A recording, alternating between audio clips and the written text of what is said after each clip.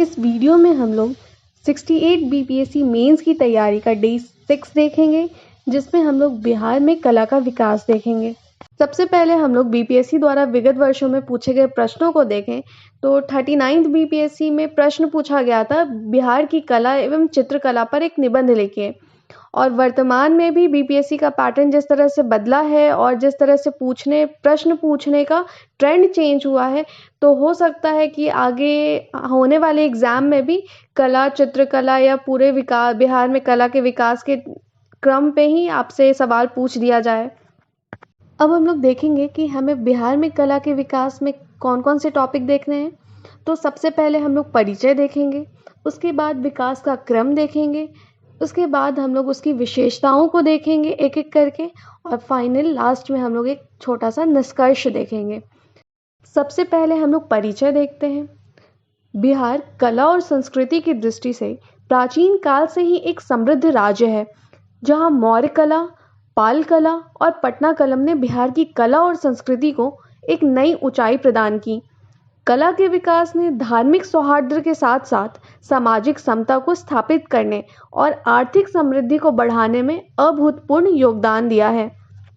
बिहार में कला के विकास का क्रम अगर देखा जाए तो इसकी शुरुआत मौर्य कला से होती है, फिर मौर्योत्तर कला, गुप्त कला, पाल कला, मध्यकालीन कला, पटना कलम, मधुबनी पेंटिंग, जादूपटिया कला, थंका कला, मंजूषा शैली, सांझ शैली।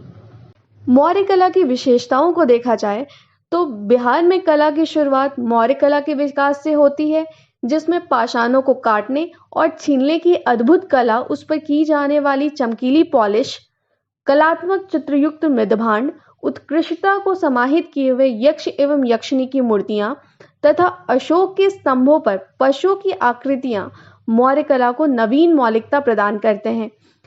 साथ ही साथ विशाल पत्थर को काटकर गुफा का निर्माण तथा उस पर की गई चमकीली पॉलिश मौर्य कला को नई ऊंचाइयां प्रदान करते हैं।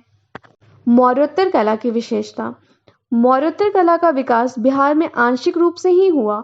मौर्योत्तर कला में मथुरा और गंधार शैली का विकास हुआ, जिसका प्रभाव बिहार में भी सीमित रूप से पड़ा। गुप्त कला। गुप्त कला मुख्यतः स्थापत्य कला और चित्रकला के लिए ख्याति प्राप्त है, जिसमें मंदिरों के निर्माण की शैली तथा अजंता एवं एलोरा की चित्रकला अत्यंत उत्कृष्ट है। इसका प्रभाव बिहार के नागर शैली में बने मंदिरों तथा विभिन्न चित्रों में मिलता है। पाल कला।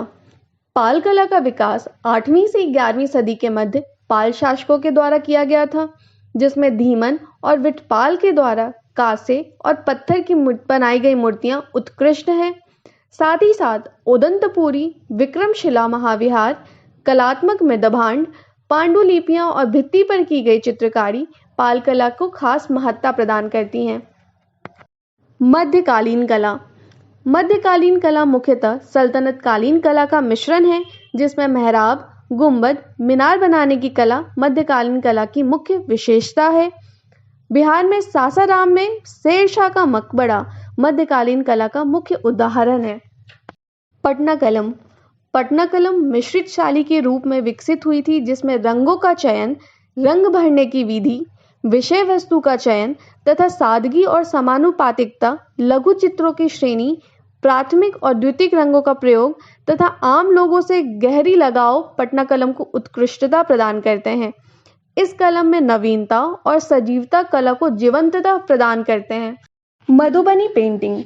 मिथिला क्षेत्र में लोक कला के रूप में विकसित मधुबनी पेंटिंग की मुख्य विशेषता भित्ति चित्रों में कोहबर का चित्र, जिसमें कामदेव, रति तथा स्त्री पुरुषों के अंग प्रत्यंग के कोणीय चित्र में कामुक प्रवृत्ति के चित्र तथा गोशनी चित्र में देवी देवता के चित्र को बड़ी तन्मयता के साथ उकेरा जाता था। मधुबनी पेंटिंग में अरिपन के चित्र खुले आंगन के मध्य तथा दरवाजा के चौखट के मध्य बनाए जाते थे, जो तंत्र विद्या, मनुष्य, पशु पक्षी के बनाए जाते थे। यह मधुबनी पेंटिंग की मुख्य विशेषता को बतलाता है। जादूपटिया कला। यह जनजातियों की कला है, जो मुख्यतः संथाल जनजातियों में उनके धार्मिक सांस्कृतिक प्रवृत्तियों को प्रकृति के साथ घनिष्ठता से चित्रित करते हैं। थंका कला।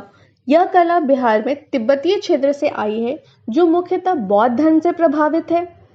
बिहार में इस कला का विकास सीमित रूप से ही हुआ है। मंजूषा शैली, यह शैली बिहार के भागलपुर में लोक कला के रूप में विकसित हुई है, जिसकी विषय वस्तु विहुला रानी विषहरी की कथाएं हैं।